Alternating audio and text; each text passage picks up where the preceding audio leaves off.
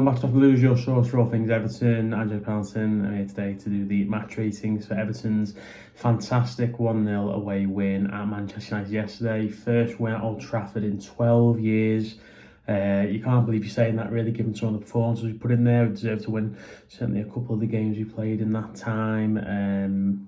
Obviously the last few years have been really poor and we've been beaten pretty easy, and I said on TalkSport this week that I thought that would probably be the same again here, and yet Everton have not only surprised us, but given the circumstances and the way the game unfolded, it's just absolutely fantastic. You know, we're all so pleased, and this season had shown some promise, and then we had a rough few weeks where things looked a little bit difficult for us, but we built on the good positives from the Sunderland game, took them into Fulham, beat them, and now we've beaten Man United, back-to-back clean sheets, which is really nice. Only 1 goal conceded in 3 games, which is obviously much better than, I think it was 6 in 3 before that.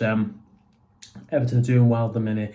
It's great to see. Back on the clean sheet trail, back on the winning trail, and obviously in very peculiar circumstances. We'll get straight in with the ratings. I think Jordan Pickford couldn't have done much more in the game. I normally say that if a goalkeeper keeps a clean sheet, they're normally probably a 7 out of 10 base level, unless they obviously made a couple of errors and maybe got a bit lucky. But yeah, he was fantastic, commanded his box really well, and just kept things really simple in terms of letting the centre-backs deal with things, stayed at home, made a couple of brilliant saves, a couple of saves you're probably expecting to make. He was just absolutely fantastic, and you know, we're at a point now, I think, again, tweeted it last night saying that we probably need just to start thinking of him as one of the, not just the Premier League's best goalkeepers, but he's right up there in terms of the best European goalkeepers at the minute, and certainly in terms of domestic form and how he plays in his league, toughest league in the world, and he's been routinely, you know, a top 5 goalkeeper in the Premier League, and this season he's probably leading in the top 3, certainly right up there with the likes of David Raya, who's obviously having a really good season too. But yeah, he's been absolutely fantastic again, and yeah, he's all ours, which is obviously great. Seamus Coleman only played sort of 8-9 minutes, had to go off. Real shame, you know. I think he's played a lot more minutes for Ireland than he has for Everton in the last couple of weeks. Maybe slightly less demand on him there in the system they play, but obviously playing for us, he's having to get up and down, and pretty quickly it seemed that wasn't going to happen. And big shame, but I think we all knew that last season was probably going to be his last until a fairly late decision on that. He stayed on for another year, and yeah, it's unfortunate the way it's going at the minute. Hopefully he can get a few more minutes under his belt, and he can, you'd imagine, end his Everton career at least in some good fashion. But yeah, he was only on for a brief period, so I haven't bothered rating him. James Tarkowski, giving him an 8. I thought he was very solid, dealt with a lot of balls that came into the area. Russell's Josh Zirkzee very early on, I think, and he struggled for a large part of the game to get involved. Yeah, I thought he was very good. Michael Keane, giving him a 8.5. I thought, given the circumstances of what happened, for him to battle back from that and play as well as he did was really good. Some excellent clearances, really well positioned. He put his head on everything. And I've said it a number of times this season that you're just kind of still waiting for that mistake to come from him, because that's just what his career at Everton's been like, unfortunately. The highs are always met with a low at some point. But the longer he's kept playing like this, the more kind of faith you get in him. And right now, he looks like a real safe bet, and that's obviously great to see. And yeah, full credit to him and obviously those around him, because I do think when he's around better players, he does seem to pick up himself. And I thought he was, again, really good yesterday. Vitaly Mykolenko, give him a 7. I thought some bits really good, but there were 3 or 4 times when he got the ball in the left back position and he was just boosting that out of play, and I'm just thinking, just knock one down the line, might be able to get a throw in here 40 yards further up, or Barry might be able to latch onto something, or they may need to go back to the goalkeeper, just anything to take the pressure off. But a number of times he was scuffing out of play, but largely he was very diligent, he worked hard, some good positioning, and dealt well with Man United in wide areas. Said it wasn't an awful performance, not saying that, but again, yeah, it's difficult with him a little bit. I do feel like we need a bit more quality there, but I thought he did all right on Monday night. James Garner, possibly his best game for Everton, maybe. Certainly up there. He's very divisive play. You know, some people think he plays very well every week. Some people maybe want to see a bit more. I think I'm probably more on the latter camp, want to see a bit more from him. But I think the kind of game like that yesterday where he combined all the things he's good at and plays it to a really good level. That's great to see. On the ball, he was good. He worked super hard off it. Got back, got forward, and you're getting into, out of time at the end of the game, and he's breaking forward, trying to help us get to the corner flag and see out the result. Worked super hard, and obviously a big game for him going back to Man United. So I'm giving him a 9 as well. I thought he was really, really good. Idrissa Gueye obviously started the game next time. He played 13 minutes. Absolute madness from him. The moment of Michael Keane, I'm sort of steadfast in my opinion that it's just a nonsense to send a player off for that. I think a bit of handbags between two teammates. I just don't understand it.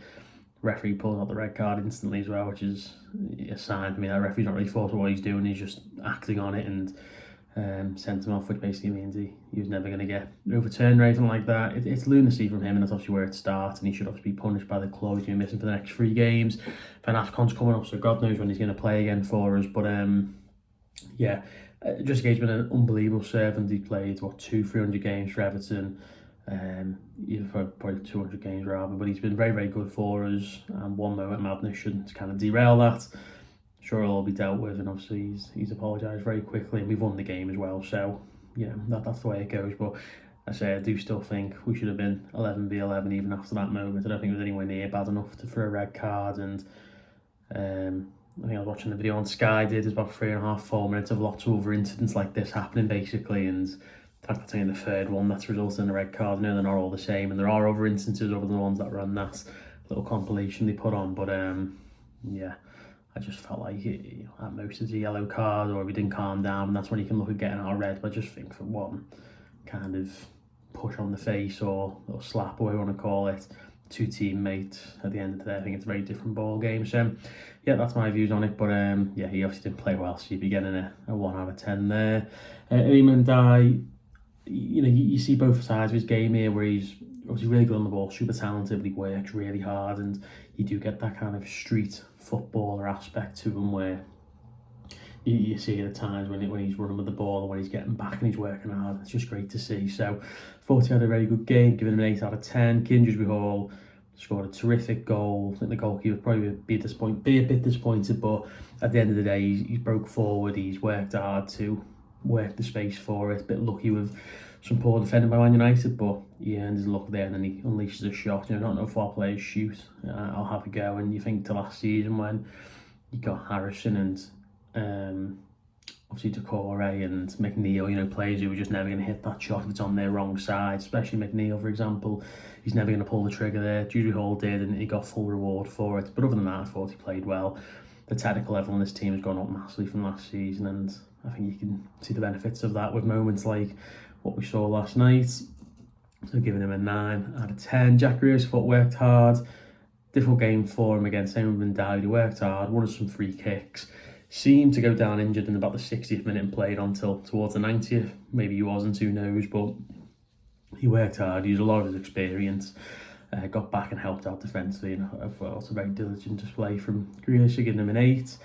Tierno Barry up front, 14 aerial duels won is just absurd. I think the most was 12, and they were all centre-backs, so we're talking about a player who's worked really, really hard, and I actually think probably had an impact on why Man United kept with 3 at the back and didn't go hell for leather, and that definitely helped us massively. United made it very easy for Everton, I think, to stay in shape, and as long as Everton worked hard and everyone did their duties, then we were going to be difficult to breach, and so we're told. But I thought Tierno Barry was really good, and you've got a sneaky feeling that the goal is coming. You certainly hope so. I've given him an 8.5 because I think 14 aerial duels won in about 80 minutes is just ridiculous, absolutely monstrous numbers. So here's hoping he can get that moment very, very soon. Irabunum came on late, thought he was excellent. I think he won 4 tackles. He was only on the pitch about 5 minutes, unbelievable. He's going to be playing a lot more now as well over the next few weeks with Idrissa Gueye going, you'd imagine. So nice to see him, give him an 8. And then Beto worked hard, giving him a 7. A couple of tackles, a couple of aerials, 1. Helped keep the ball fair at the pitch and won a couple of throw-ins, which was good. Charlie Alcaraz tanked another counter-attack very similar to the Sunderland one. I think he seems to be struggling a little bit with the limited minutes he's getting. I'm giving him a 6. But at the end of the day, everyone works really hard. Same with Dwight McNeil, who came on, giving him a 7. I thought he worked hard.